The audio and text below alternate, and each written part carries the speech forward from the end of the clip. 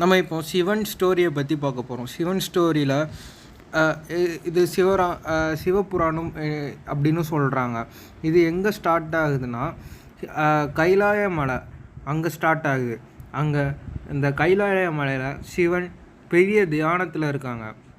சிவன் தியானத்தில் இருந்து ஒரு உத்ராஜ கொட்டை அது கீழே விழுது. அது அப்படி கீழே விழுந்து சத்தியோட கையில், அதாவது தக்ஷன் அரசரோட பொண்ணோட கையில் உழுது.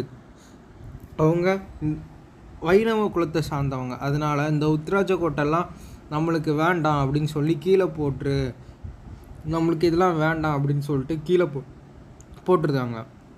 மறு சைடு பார்த்திங்கன்னா இந்த ஆற்றுல உத்ராஜ கோட்டை இருக்குது. மறு சைடு தக்ஷின் அரண்மனையில் ஒரு பெரிய விஷ்ணு சிலையை உருவாக்கியிருப்பார்.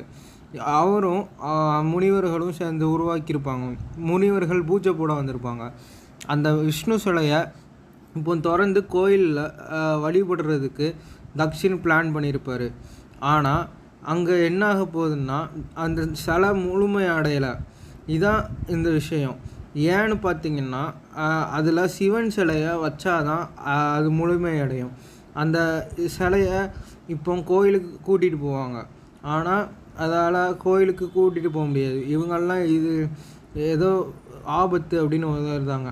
அது மறுபுறம் பார்த்தா வெளியே எல்லாம் ஆடலும் பாடலுமா இருக்காங்க. அதை இழுக்காங்க, வருது. ஆனால் வெளியே போகும்போது மாட்டிக்கிடுது. அதுக்கு மேலே ஒரு ஸ்டெப் கூட நவர மாட்டேங்கி. அதனால சிலை செய்கிறவர் சோகத்தில் இருக்கார். சத்தி உடனே சிலை செய்கிறவர்கிட்ட போய் கேட்காங்க, ஏன் இப்படி ஆகுதுன்னு. அது எனக்கு ஒன்றும் தெரியாதுமா அப்படிங்காங்க. அதுலேயே தெரியுது அவங்களுக்கு ஏதோ ஒரு இது இருக்குன்னு. அங்கே பார்த்தா விஷ்ணு சிலை அப்படி நின்றுக்கிட்டே இருக்குது. இதுக்கு ஒரு பூஜை பண்ணணுன்னு சொல்லி என்ன பூஜை பண்ணலான்னு பார்த்தா, இது அங்கே குளத்தில் போய் பஞ்சலிங்கம் இந்த பூவை எடுத்துகிட்டு வாங்கன்னாங்க. இவங்களும் போகிறாங்க. அங்கே போய் பார்த்தா சிவன் சிலை இருக்குது. அதை பிரம்மனாச்சு அமைதியாக பார்த்து நின்னா முனிவர்கள்லாம் வந்திருக்காங்க. எதுக்கு இங்கே வந்திருக்கீங்க அப்படின்னு பார்த்தா, அங்கே எங்கள் அப்பாவோட சிலை அங்கே நகர மாட்டேக்கி. அது சிவனை வச்சாதான் நகரும். நாங்கள்லாம் சிவனோட அடியார்கள். ஆமாம், நாங்கள் நீங்கள் விஷ்ணு அடியார்கள். சிவன் அழித்தல் தொழிலை செய்கிறாரு. விஷ்ணு காத்தல் தொழிலை, படைக்கிற தொழிலை செய்கிறாரு. இவங்க அங்கே இருக்கிற சிவன் சிலையை தொடுவாங்க. அங்கே சத்தி தேவி அப்புறம்தான் உணர்ந்தாங்க இங்கே சிலை அதில் வைக்கணும்னு.